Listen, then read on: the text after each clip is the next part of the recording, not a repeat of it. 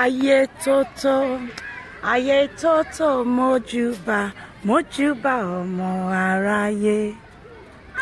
Money Aiyetoto, Aiyetoto, Mojuba ọmọ aráyé. Abike ni Aiyetoto, Aiyetoto, Mojuba ọmọ aráyé. Yay! Wọ́n bá ẹ jẹ, wọ́n bá ẹ mu. Ibi kan náà lẹ́gbẹ̀ẹ́ jọ ń ṣiṣẹ́.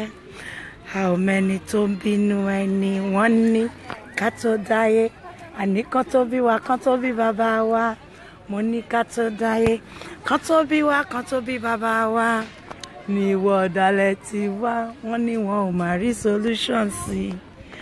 Aiyetoto, Aiyetoto, Mojuba ọmọ aráyé.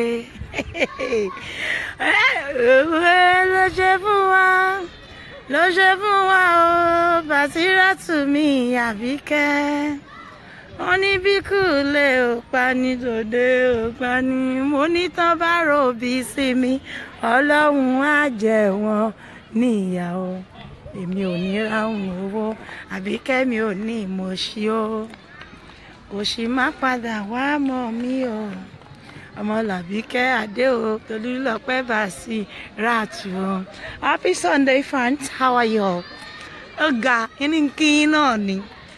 Kí lẹ fi ń wò 3D? Ọláì, 7D lèmi fi ń wò ó. Àbíkẹ́ ti yá gbé 7D yá gbé sójú. Ìpè nkíyín ni ẹ̀yin fáǹsì tèmi Àbíkẹ́ o. Ṣé dáadáa lẹ́wà o, ẹ̀yin tàbíkẹ́ ẹ̀yin tẹ́jẹ̀ worldwide. Sí oyin bẹnu páàkì èmi rẹ̀ ń jọ yàrá mi. Kí n lè wá kú o. Akúpalẹ̀ mọ́ Párí o. Ọlọ́run ó jẹ́ kí Párí òun dé bá wa láyọ̀. Àtọ̀rẹ́, àtọ̀tá, àtàrà alẹ́, àtàrà oko. Gbogbo wa jọ péjú ṣe náà ni wàláì. Ẹ ṣeun mi o. Yóò dá fún yín o. Ẹ máa gbáradì o. 9/9 is almost here, guys. 9/9 is almost here. So don't forget to buy your ankara before the day. 9/9 is gonna be a day to remember. I am here cool and calm as ever, smiling. You know how your baby roll. You all know, don't you? Abike Jagaban is here, all smiling, watching, just like you and I. Ẹjẹ́ ń dégò mi o, ìfẹ́ lọ fojú kó fáírọ́ọ̀sì lórí Facebook o, ẹjọ́ o, ẹjọ́ sí o. Ẹjọ́ yín wọ̀gọ̀ mi sójú o, ẹ máa wò mí o.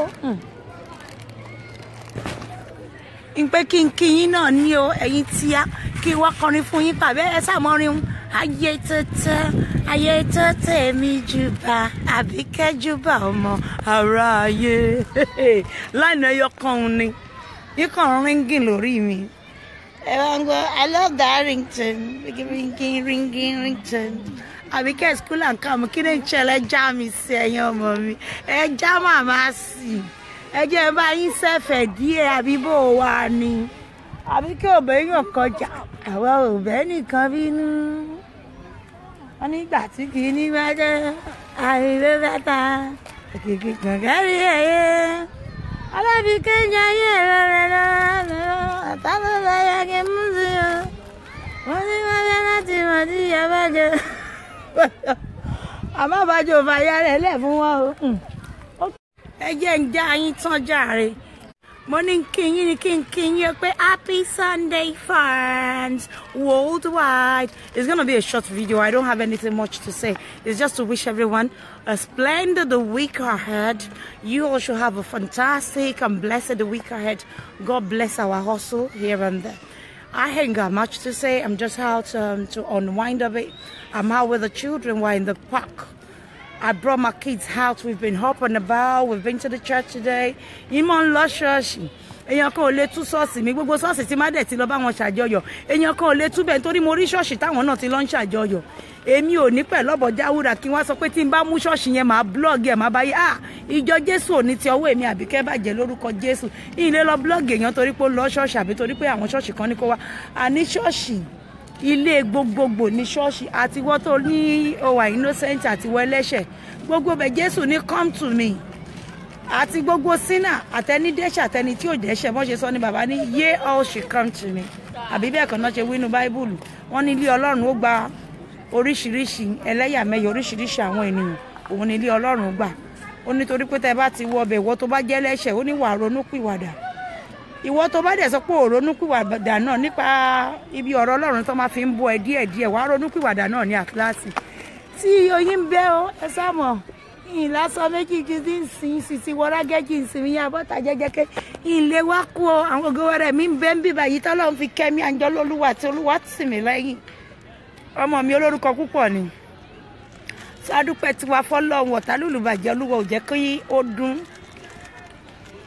ìlú kó tán òun lọ̀tá ń lù àmọ́ pípele nípele sí ń pọ̀ sí ni o nígbà tó o bá ti bá tèèyàn jẹ́ tí ẹ ò lè bàjẹ́ ẹni báwọn kò sọ̀rọ̀ òdì lọ́tún lọ́sí olúwo kò mọ kẹ́ ẹ sí ni ṣáà ti mẹ́sọ̀ pé iṣẹ́ owó ẹ mọ́ ìyẹn ló ṣe kókó jù ẹ jẹ́ kí iṣẹ́ owó yín mọ́ ẹ jẹ́ kí èrò ọkàn yín pàápàá mọ́ ìbáyàn kan jáyìn lọ́tà o wàláì àwọn tó nǹkan bára wọn sọ̀tà ní bára wọn sọ̀tẹ̀ kìí ṣèmi lèèyàn bá sọ̀tà o torí mọ́ nǹkan ni pé béèyàn kan bá bẹ́mi Àbíkẹ́ sọ̀tẹ̀ wàláì yóò rù kegun ni fúnra rẹ̀ yìí nídìí láti ṣe pé ìgbà tí ń bá tèèyàn jẹ́ mi ò bá tèèyàn jẹ́ ayé ẹ̀ má bá tèmi jẹ́ o mi ò bá tèèyàn jẹ́ ayé ò lè bá tèmi jẹ́ ìyá ń jọlá èyí tí ẹ̀yin tèmi mo mí sí yín o Dúpsí Olúgbòde ẹjẹ́ ń já yín tán tọ́gí tí ọmọ mi tó yáyì tó sexy I dey see your signature here and there you too dey party I dey gbádùn your paro well done girl Edna John thank you you are darling Adefemi Tony you are superb Sandra Pamelia how are you pretty Adéwùmí Akíndélé thank you you are more pretty kò foró tì mí yẹyẹ Dúpsí Olúgbòde mi Àlàdé proprietress tó yáyé èèyàn yìí ìmọ̀ retí gbogbo yín òbí ni ọmọ ìyá Jésù my padà ó ṣe yanjú ó ga baddest postman lamẹ́ríkà wọ́n sọ ní Trump gan da ẹ̀mù òṣàmù ó ṣe yanjú ọmọọba Adémáyọ̀wá Adémọ́lá thank you so much for joining me I ain't got much to say it's just to chat you guys up and to remind you of September 9th. It's going to be a day to remember. We are preparing hard for it to make sure that you guys have the best of fun. We have lots of side attraction there that is going to really attract you guys. We have our anniversary celebration on the side as well. We're going to bring you lots of packages in regards to the anniversary giveaway gifts. You know, we are extending our hands of love to so many charity organizations on that day as well as our own little quarter towards the less privileged out there. So we have a lot of things to do that day, so you guys should be on guard. You should come and contribute to humanity out there. We need to help the less privileged. We need to extend our love to those people that are actually in need out there on that same day. We have lots of motherless babies home that have liaised with us that would like to have one assistance or the other, you know, from this forum. So let's all be gathered that day. There's nothing that gives one joy in life than you assisting somebody that you know that can never pay you back out there. It gives me joy. I derive so much joy in assisting people that I know that may never, you know, be able to pay me back. I never want to pay back from anybody I assist out there. So we have lots of people that are really looking upon us. They are looking up to us to assist them to get a life, to have, you know, a sound education in life. So you guys should get ready. That 9/9 is going to be a day to remember, and we're going to have our fun. You have the privilege, the chance to roll with the CEO herself. I'm gonna dig here. We'll go digging it. I'm going to bring it into reality. You're going to see my hot steps that day. You know I love to dance now, trust me. Personally. I say you rock my body, I rock your body. Yeah, Dúpsí, yes. Again, cough for you, me, mon cough. If you come up, Abike, cough for you, me, oh. Go. Emma, wa we lásìdì o, in lásìdì na water o. Jésù mi ni mo gbójú lé òfin Mósè mi mo ntẹ̀lé o. Nǹkan fa ojú mi. Emma down is alive. I'm not scared of any acid na water. I get lots of compliments here and there. Too much hugging. It's like kí mo hug ẹlòmíì pàápàá. So èmi náà mo ṣọ́ra fún hugging team. So èèyàn kan dẹ́rù bà mí Ọlọ́run ó gbé jàpá sáyà wọ́n wá fi pàdé mi láyà gbágá Ọlọ́run mọ̀ bóyá máa dìjà pa ní kó ṣàṣojú àǹjọ ọlọ́mọ mi sódà mọ́mì mi náà sọ digi ń bẹ̀ wọn o ẹ gbà mí o ìyẹn má wo ilé digi ìlú èbó bẹ́ẹ̀ bá gbé jápa sí láyà ẹ ṣáà sọ mí di ilé owó bíi vault CBN káwọn ọmọ mi kó gbogbo ń bá ń bẹ́ ń bẹ̀ kọ́yà mọ́ kó lọ ẹ mọ̀ kí má bá forúkọ mi náà sínú history wọ́n yọ máa kó sọ fáwọn ọmọ mi pé the richest woman in Africa Abike Jagaban ó ń pọ̀ owó ni àwọn ọmọ náà jogún owó òun àwọn ọmọ rẹ̀ ní burúkú owó ibú owó àwọn ọmọ mi ayé wọn ó dà wọ́n jèrè àwọn ọmọ tí nínú ayé wọn ó dà wọ́n jèrè o àníwá àwọn tí lágbára Ọlọ́run àti ara wa á gbé àwọn òbí wa dìde àti ara wa àwọn ọmọ wa náà á gbé àwa náà dìde ju bá ṣe rò lọ ó tọ́ ni bí yóò bá sọ mí di nǹkan kò ní dá kọ́ lọ sọ mí di igi kọ́ lọ máa káàpù kan máa kákùkù ń bọ̀ olórí ibú kan lọ mọ́ jẹ́ ẹ̀yẹ kan tẹ̀ sọ mí bíi vault kan kàn máa fọkàn kó máa pọ̀ owó wọn yà sọ fún àwọn ọmọ mi pé ẹlẹ́rù gbẹ́rù ẹ̀ o nàyọ̀ lédè wá gbé wọ́n ní ta ló lẹ́rù wá gbé mo jẹ́rìí ọmọ mi àǹjọ́ ló fẹ́ràn owó òun náà yà ní èmi ni mo lẹ́rù máa gbé ìyẹn máa ṣẹ́jú sí pé gbé ní bá délé yín déèyàn padà àwọn bá mi tí wọ́n ń dúró tì lẹ́yìn àtọ́lọ́hún kó lè jẹ́ ń dàbí 40 náà lọ yín délé tán àti pọ̀ gbogbo owó tí ń nídìí àyà sọ mi di Jagaban padà kó yá gbọ́ránù Ògúnjì mi o gbọ́ránù òrìṣàbù mi àpín ní òòṣà ó yá gbé gbogbo owó òun lọ́mọ fi sáyé pẹ̀lú àwọn ọmọ rẹ̀ ní Bàkárì náà bá forúkọ èmi náà sínú Guinness Book of Records wọ́n pè the richest woman in Africa wọ́n tún pa àwọn ọmọ mi the richest kids in Africa owó wọn ò bá dì mo sọ fún ọ Vini mo sọ pé ń jẹ́wọ́ bàbá Jẹ̀bú did I tell you or not mo sọ fún ọ pé ń bọ̀ wàhálà èyí ní Vini ń marvel rẹ̀ èmi mo sọ bẹ́ẹ̀ ń surprise gbogbo yín ẹ wá rí i pé ń gbà yẹn gà Abike ń gbà pé money Biki mi ní kẹ́ pè mí money mania ẹ̀ máa ní money Biki Abike àwọn òyìnbó ṣe máa ń pè mí ní Biki is that you Abike money Biki mania baddest combination yes o ẹ̀yin tèmi ilé wa kú o ọmọ is enjoying her life o ilé wa kú tí ẹ nídìí owó òun kí n ra latest Range Rover kémi náà mọ̀ fi yí káàkiri àbí bó wa ni àṣà lè mọ̀ bàbá ìlọ títí Ọlọ́run ó ṣàánú wa. She wore a sister Niola greatest diamond. How are you, my sister? I hope you're having fun in UK. Oh, I miss you. Don't worry. We're going to sit during the week by the special grace of God. I'm up, Padre. I'm girls outing this coming week. We need to hang out and go for dinner somewhere. Just catch our fun. Girls outing. So for those of you that would like to join us before the birthday party, I'm going to be doing this often. We're going to be hanging out. We need to vent our head somewhere. Ká ṣeré lọ ká tiẹ̀ nájú jáde ẹ mọ̀ kéèyàn nájú lọ ká kọ̀ nájú lọ ká lọ ní fọ́ọ̀nù yín ó lè wá kú sọ́jọ́ tí wọ́n ní wàá máa fi pariwo lónìí yín ráyè o ìfẹ́ yọ wọ́n tẹ̀ ti paná ṣúkú olúwẹ̀ dáadáa Ọlọ́run má jẹ́ kó ní lọ́mọ ọkùnrin gbogbo ìgbà yín lè wá máa tó gbé lórí social media kí n pé mò ń sọ̀rọ̀ o yàn kó lè fẹ́ràn lù mí lójú oorun o wọ́n máa paná ṣúkú olúwẹ̀ dáadáa kí yàn wà rí lásìkò wọ́tà pẹ̀lú àwọn gẹ́ọ̀sì kẹjẹun kẹjọ rub mind together you know ká sọ̀rọ̀ lórí àwọn ọmọ ìlọsíwájú wa báwọn ọmọ owó ṣe soríire inú wo dùn ká sọ̀rọ̀ education pé àwọn ọmọ yín ṣan láàkì ibo lọ́n ti gba extra coaching ẹ jẹ́ ká enroll àwọn ọmọ wa sí extra class níbi ìbá ibi tá a bá ti láàkì how do you do this with your kid? I don't. How do you do it? You know, let's enlighten each other and the way forward with our children because they are our tomorrow. You all know that. So we can't continue this way. I ain't got any interest in all this rubbish going on anymore. Seriously, I'm friends with everybody. Ajola Abike is friend with everybody. Jọba wa ọmọ mi o má jore bọ́ lórí kíní un o mo ta lórí mi ò ní ṣe o ọmọ mi jẹ́jẹ́ o jẹ́jẹ́ rọra gun kíní un o ẹ jẹ́ n sọ ọmọ mi mo wá sọ nbí o